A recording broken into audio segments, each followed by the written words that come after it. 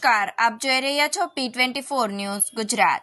સુરત શહેરમાં બોગસ પેઢીઓ નામે બેંકોમાં કરંટ બેંક એકાઉન્ટો ઓપન કરાવી તથા લોકો પાસેથી કમિશન ઉપર બેંક એકાઉન્ટો મેળવી સાયબર ક્રાઇમના ગુના આચરવા બેંક ખાતા પૂરા પાડતા નાસ્તા ફરતા આરોપીને ઝડપી પાડતી સુરત શહેર સાયબર ક્રાઇમ સેલ।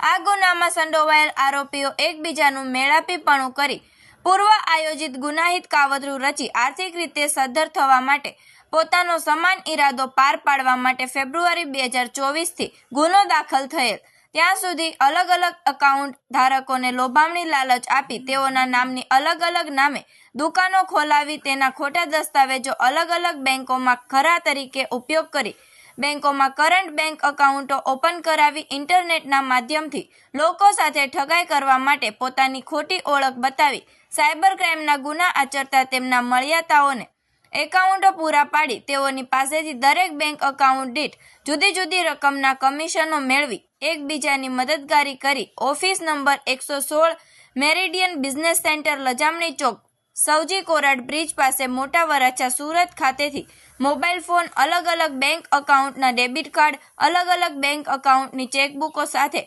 મળી કુલ 1 લાખ રૂપિયાના મુદ્દામાલ સાથે પકડાઈ જઈ ગુનો આચરેલ છે। નાસ્તો ફરતો આરોપી જીલ સંજયકુમાર અરવિંદભાઈ અનાડક ઠક્કરને ઝડપી પાડવામાં આવેલ છે। Police commissioner sir Surat city દ્વારા સાયબર ક્રાઇમ સેલને સુરત શહેર ખાતે જે સાયબર ક્રાઇમ માટે મ્યુલ એકાઉન્ટ્સ પૂરા પાડવાનો ધંધો જે ગેરકાયદેસર વેપાર ચાલે છે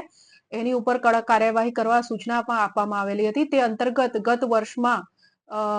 એક રેડ સાયબર ક્રાઇમ સેલ દ્વારા એમબીસી ટાવર સૌજી કોરાડ બ્રિજ પાસે લજામણી ચોક પાસે જે આવેલ છે ત્યાં ઓફિસ નંબર 116 રેડ કરવામાં આવેલી હતી। રેડ દરમિયાન ત્યાં જે હાજર ઈસમો મળી આવ્યા તે લોકોને ઝડપી પાડવામાં આવ્યા અને એ સમયે 1 લાખ રૂપિયા રોકડા ઉપરાંત મલ્ટિપલ બેંકોના કરંટ બેંક એકાઉન્ટો અલગ અલગ પેઢીઓના માહિતી ચેક વગેરે મળી આવેલ હતું। તે સમયે કુલ 8 આરોપીઓની ધરપકડ કરવામાં આવેલ હતી। આ જ કેસની અંદર એક નાસ્તો ફરતો આરોપી જીલ ઠક્કર જીલ અનાડકટ જે છે તેની સાયબર ક્રાઇમ સેલ દ્વારા ધરપકડ હાલ કરવામાં આવેલ છે। જીલ મુખ્યત્વે જે અગાઉનો મુખ્ય આરોપી છે આ કેસમાં નરેશ ધડુક એના કહેવા પ્રમાણે એની સાથે કામ કરતો હતો અને અલગ અલગ એકાઉન્ટો કરંટ એકાઉન્ટ જે બેંકમાંથી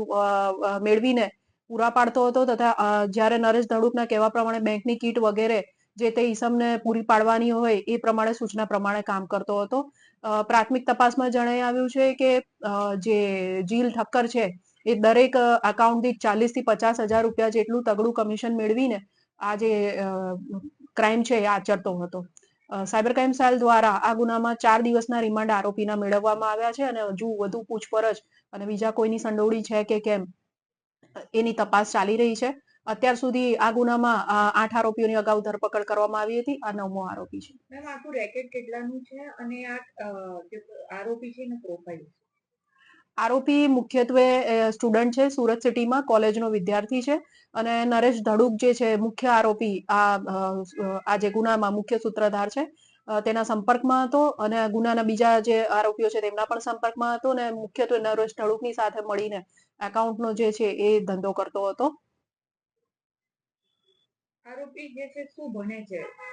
કયા ક્લાસમાંથી અને કઈ રીતે સંપર્કમાં આરોપી કોઈક રીતે નરેશ ધડુકના સંપર્કમાં આવ્યો હતો તે અંગે હજુ તપાસ ચાલુ છે અને આરોપી સુરત શહેરની એક કોલેજમાં બીબીએ નો અભ્યાસ કરી રહેલ છે અને આ ગુનામાં નામ નોંધાવાના કારણે ઘણા ટાઈમથી નાસ્તો ફરતો હતો અને તેમજ આગોતરા જામીન માટે પણ પ્રયત્ન કરેલા હતા જે નામંજૂર થતા સુરત શહેરની બહાર નાસ્તો ફરતો હતો અને સાયબર ક્રાઇમ સેલ દ્વારા તેને ઝડપી પાડવામાં આવ્યો। આવા અવનવા સમાચાર જોવા માટે જોતા રહો P24 ન્યૂઝ ગુજરાત।